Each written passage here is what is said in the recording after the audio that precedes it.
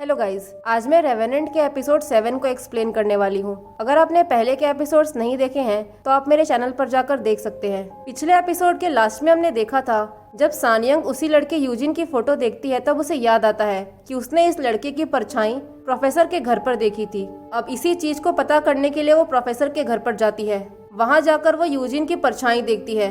Eugene बताता है, मुझे उस इंसान का नाम पता है जिसने इस इवल स्पिरिट को बनाया है। सानयंग उससे पूछती है कि आखिर वो है कौन। यूजिन बोलता है, मैं उसका नाम बता तो दूंगा लेकिन तुम्हें प्रॉमिस करना होगा कि तुम प्रोफेसर से दूर रहोगी। उसके बाद वो बताता है कि सानयंग को किसी चोई मानवल नाम की लेडी को ढूंढना होगा। उसके बाद वो कहता है, तुम्हें इस बात को प्रोफेसर से सीक्रेट रखना होगा। और इतना बोलकर वो वहाँ से गायब हो जाता है। जब वो वहाँ से अंदर जाती है तो वहाँ जाकर वो उसी ऑब्जेक्ट को देखती है जो उसी हेयरबैंड के साथ रखा हुआ था। जैसे ही वो उस ऑब्जेक्ट को टच करती है तो उसे कुछ अजीब सा विजन दिखता है। दूसरी तरफ हम प्रोफेसर को देखते हैं जो अपने कॉलीग के बताए हुए शैमन से मिलने के लिए आया था। वो शैमन उसको बताती है, तुम्हारी मॉम प्रोफेसर गैंगमो यानी कि सानयंग के डैड के साथ यहाँ पर आई थी। प्रोफेसर उसको पूछता है कि आखिर वो दोनों एक दूसरे को कैसे जानते थे। तो शैमन बताती है वो कोइंसिडेंटली मिले थे। प्रोफेसर बताता है, ये मेरी मॉम थी। वो कहता है, अगर आपको कुछ भी याद है तो प्लीज आप मुझे बता दो। शैमन बताती है, उन लोगों ने जाने से पहले मुझसे हेल्प मांगी थी और मरे हुए बच्चे के लिए मंत्र पढ़ने को कहा था। शैमन बताती है कि वो बच्चा तुम्हारी मॉम के पेट में ही मर गया था। तभी उसे याद आता है कि जानजिनरी वाले जगह में हमेशा दूसरे बच्चे की मौत हो जाती है। अगले सीन में हम डिटेक्टिव मुनचिन को देखते हैं। वो यहाँ पर 1958 की कोई केस फाइल पढ़ रहा था जो उसी चोई मानवल का था। पता चलता है कि चोई मानवल ने किसी का मर्डर और किडनैप किया था। थोड़ी ही देर में उसके पास प्रोफेसर का कॉल आता है। वो बोलता है, किसी बात के सिलसिले में मुझे आपसे मिलना है। दूसरी तरफ हम सानयंग को देखते हैं जो एक इंटरनेट कैफे जाकर एक डिजाइन को ढूंढ रही थी जो डिजाइन उसने यूजिन के जैकेट पर देखा था। वो यूजिन के बारे में सब कुछ पता करना चाहती थी क्योंकि वो जानना चाहती थी कि आखिर उस स्पिरिट ने उसे यूजिन के डायरेक्शन में क्यों भेजा।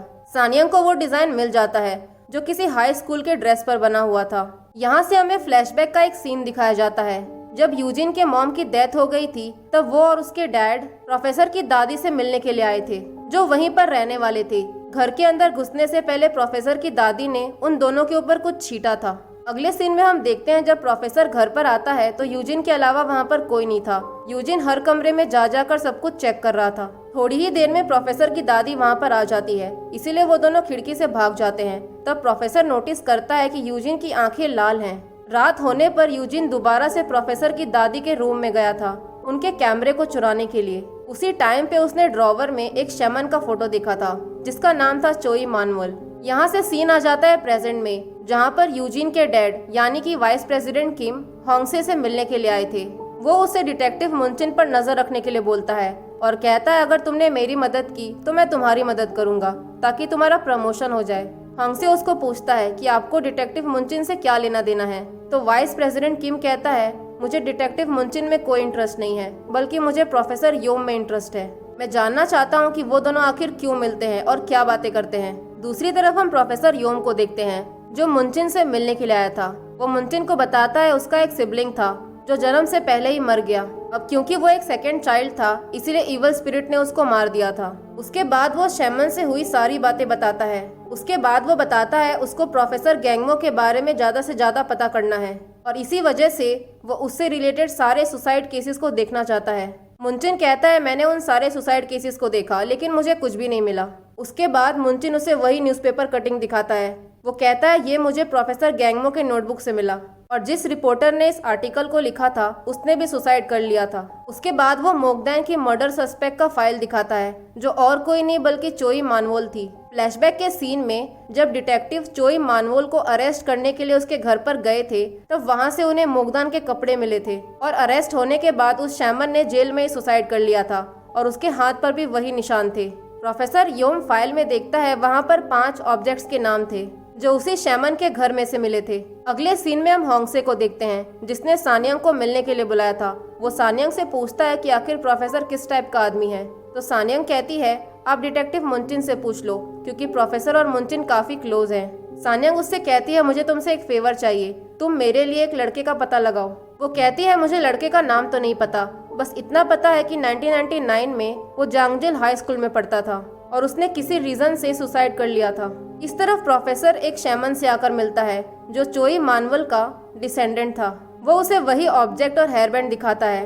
वो पूछता है कि तुम्हें कुछ पता है क्या। वो शैमन कहता है इस हेयरबैंड को तब यूज किया जाता है जब किसी बच्चे को भूत बनाना हो। यहाँ से हम 1958 का सीन देखते हैं जहाँ पर शामन के कहने से सारे सेकेंड बॉर्न बच्चों को लाया जा रहा था। उसके बाद वो शैमन सारे बच्चों में से मोगदान को चूज करती है और उसे वही हेयरबैंड देती है। प्रेजेंट में वो प्रोफेसर को एक नोटबुक देता है जिससे पता चलता है कि मोगदान को मारने के लिए चोई मानवल को बहुत पैसे मिले थे। उसे समझ नहीं आता कि आखिर इतने सारे पैसे चोई मानवल को किसने दिए। तभी वो वहाँ पर एक कंपनी का नाम नोटिस करता है, जंग ह्यून कॉर्पोरेशन। ये कंपनी एक्चुअली में प्रोफेसर की दादी की कंपनी थी। दूसरी तरफ होंगसे सानियांग से कहता है कि मैंने पता किया लेकिन मुझे उस लड़के के बारे में कुछ भी नहीं पता चला। वो बताता है उस टाइम पर उस स्कूल के अंदर बहुत सारे बच्चों की डेथ हुई थी जिनकी आंखें लाल थी। सानियांग समझ जाती है ये भूखे भूतों का काम है। उसके बाद वो होंगसे को बताती है कि प्रोफेसर योम भूतों को देख सकता है और हम दोनों मिलकर एक इवल स्पिरिट को ढूंढ रहे हैं। होंगसे को सानियांग की बातों पर जरा भी भरोसा नहीं हो रहा था। उसके बाद वो दोनों उसी स्कूल के प्रिंसिपल से जाकर मिलते हैं। सानियांग उनसे पूछती है कि जितने बच्चों की डेथ हुई थी उनमें कोई सिमिलैरिटीज थी क्या, तो प्रिंसिपल नहीं बोलता है। फिर सानियांग पूछती है जिन बच्चों की डेथ हुई थी उनकी चीजें गायब हुई थी क्या, तो प्रिंसिपल हाँ बोलता है। फिर सानियांग यूजिन के बारे में पूछती है तो प्रिंसिपल बताता है जितनी भी चीजें गायब हुई थी वो सारी की सारी यूजिन के लॉकर से मिली थी। यूजिन के रिकॉर्ड में जिसका नंबर था वो उस नंबर पर कॉल करती है तो पता चलता है कि उस रिकॉर्ड में तो प्रोफेसर योम की दादी का नंबर था। सानियांग उनको कॉल करके चोई मानवल के बारे में पूछती है तो योम की दादी जोर से चिल्लाती है। होंगसे उसको बताता है कि तुमने जहाँ पर कॉल किया था वो प्रोफेसर योम का घर था और तुमने उसके दादी से बात की। इस तरफ डिटेक्टिव मुनचिन प्रोफेसर योम को बताता है कि जिन डिटेक्टिव ने चोई मानवल के केस को इन्वेस्टिगेट किया था उन लोगों को केस से निकाल दिया गया था और यहाँ तक कि उनको पैसे भी दिए गए थे ताकि उस केस को जल्दी से क्लोज कर दिया जाए। दूसरी तरफ होंगसे सानियांग को प्रोफेसर की कंपनी के बारे में बताता है। वो कहता है जंगह्यून कॉर्पोरेशन एक टाइम पे बहुत सक्सेसफुल थी लेकिन सडनली उनके कंपनी को बहुत ज्यादा लॉस हो गया और तब प्रोफेसर योम के ग्रैंडफादर ने कंपनी को बचाया था। और सबसे अजीब बात तो ये है कि उस कंपनी के जितने भी राइवल कंपनीज थे वो लोग किसी न किसी तरीके से मर गए। तभी सानियांग नोटिस करती है कि प्रोफेसर के ग्रैंडफादर को 1958 में ही प्रेसिडेंट बनाया गया था और वहाँ पर वो किसी नाम को नोटिस करती है। तभी उसे याद आता है कि उसने इस नाम को अपने विजन में देखा था। इस तरफ प्रोफेसर योम अपनी दादी के पास पहुँच जाता है और उन्हें वही हेयरबैंड दिखाकर पूछता है कि आपको तो पता ही होगा कि ये क्या है। उसके बाद वो मोगदान की फोटो भी दिखाता है। यहाँ पर सानियांग को कुछ होने लग जाता है। वो अपने सामने मोगदान को दौड़ता हुआ देखती है। वो मोगदान का पीछा करते हुए जाती है। तभी अचानक से वो जानजिनरी को देखती है। वहाँ पर जो कुछ भी हुआ था उसे सब कुछ दिख रहा था। वो देखती है कि चोई मानवल मोगदान को अपने साथ कहीं पर लेकर जा रही थी। इस तरफ प्रोफेसर की दादी कुछ बोलने को तैयार ही नहीं थी तो प्रोफेसर कहता है कि आपको मैं बताता हूँ। इस लड़की का नाम मोगदान था और बचपन में इसको भूत बनाने के लिए इसे मार दिया गया था और ये सारा कुछ किसी के कहने पर हुआ था। सानियांग देखती है कि वो शैमन मोगदान को किसी बड़े से गेट के अंदर लेकर गई थी। प्रोफेसर अपनी दादी से कहता है कि सिर्फ शामन को ही पैसे नहीं मिले थे बल्कि उन डिटेक्टिव्स को भी मिले थे जो उस केस में इन्वॉल्व थे और यहाँ तक कि गांव के सारे लोगों को पैसे और खाने पीने की चीजें मिली थी और ये सारा काम मेरे ग्रैंडफादर ने करवाया था जो जंगह्यून कॉर्पोरेशन के प्रेसिडेंट थे। फ्लैशबैक सीन में हम देखते हैं शैमन ने प्रोफेसर के ग्रैंडफादर और ग्रैंडमदर को बताया था कि वो लड़की एक इवल स्पिरिट बन चुकी है और वो आपके सारे डिजायर्स को पूरे करेगी लेकिन इसका एक कॉन्सिक्वेंस होगा। लेकिन उन लोगों ने कॉन्सिक्वेंस के बारे में सोचा ही नहीं क्योंकि उनको बस अपने फायदे की पड़ी थी। इस तरफ सानियांग भी गेट के पास पहुंच गई थी। उसको और प्रोफेसर दोनों को पता चल गया था कि मोगदान को प्रोफेसर के ग्रैंड पेरेंट्स ने ही मरवाया था। फ्लैशबैक में जब प्रोफेसर के ग्रैंडफादर ने उस हेयरबैंड को टच किया था तो वो इवल स्पिरिट उनके अंदर आ गई थी। प्रोफेसर की दादी पर अब भी कोई असर नहीं हो रहा था। वो प्रोफेसर से कहती है कि तुम्हारे डैड के बाद वो इवल स्पिरिट ने तुम्हें पॉजेस करना चाहिए था लेकिन तुम्हारी बेवकूफ मॉम की वजह से सब गड़बड़ हो गया। तुमको बचाने के चक्कर में वो खुद पॉजेस हो गई। जब प्रोफेसर वहाँ से निकलकर बाहर आता है तो वहाँ पर वो सानियांग को देखता है। सानियांग उसे रोते हुए बोलती है कि तुम्हारी फैमिली ने पैसों के लालच में एक लड़की की जान ले ली। किसी की जान लेकर तुम लोग अमीरी वाली लाइफ जी रहे हो। उसके बाद वो एक बड़ा सा पत्थर लेकर प्रोफेसर की गाड़ी को तोड़ने लग जाती है। इस तरफ से होंगसे सब कुछ देख रहा था। वहाँ से निकलकर प्रोफेसर ब्रिज के पास आता है जहाँ पर उसे यूजिन मिलता है जिसको पहले से ये सब कुछ पता था।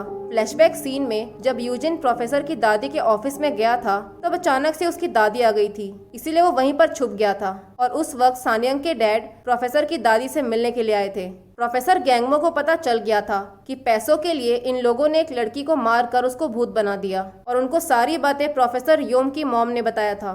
सानियांग के डैड प्रोफेसर की दादी से उन्हीं ऑब्जेक्ट्स को लेने के लिए आए थे जिन ऑब्जेक्ट्स को यूज करके उस इवल स्पिरिट को ऑक्यूपाई किया जाता था, लेकिन प्रोफेसर योम की दादी मना कर देती है। वो धमकी देकर कहती है अगर दोबारा से आपने ऐसी बात की तो मैं आपकी जान ले लूंगी। उस टाइम पे यूजिन सारा कुछ सुन रहा था। प्रेजेंट में प्रोफेसर उसको कहता है कि तुमने मुझे कुछ बताया क्यों नहीं। यूजिन कहता है मैं तुम्हें प्रोटेक्ट करना चाहता था। प्रोफेसर को फिर बहुत गुस्सा आता है क्योंकि इतने सालों से वो अमीरी वाली लाइफ जी रहा था, जो लाइफ उसको एक बच्ची को मार कर मिली थी। इसीलिए वो अपनी सारी चीजें फेंकने लग जाता है। उस वक्त यूजिन नोटिस करता है कि बहुत सारे स्पिरिट प्रोफेसर योम की तरफ आ रहे थे। प्रोफेसर योम को बचाने के लिए वो स्पिरिट्स के आगे आ जाता है और वो स्पिरिट्स उसको लेकर कहीं गायब हो गए थे। दूसरी तरफ हम सानियांग को देखते हैं जो उसी स्पिरिट से बात कर रही थी। वो कहती है मुझे सब कुछ पता चल गया है, तुम्हारे साथ कितना बुरा हुआ। वो कहती है मैं तुम्हें वहाँ पर भेजूंगी जहाँ पर तुम्हें होना चाहिए। वो जैसे अंदर आती है तो वहाँ के सारे दरवाजे अचानक से बजने लग जाते हैं और तभी उस स्पिरिट की आवाज आती है। वो स्पिरिट कहती है तुम्हें भी मेरी जरूरत होगी, बिल्कुल तुम्हारे डैड की तरह। फिर अचानक से सानियांग को सब कुछ धुंधला सा दिखने लग जाता है और इसी सीन के साथ एपिसोड 7 यहीं पर खत्म होता है। अगर वीडियो पसंद आई हो तो लाइक और सब्सक्राइब जरूर करें। Thank you for watching.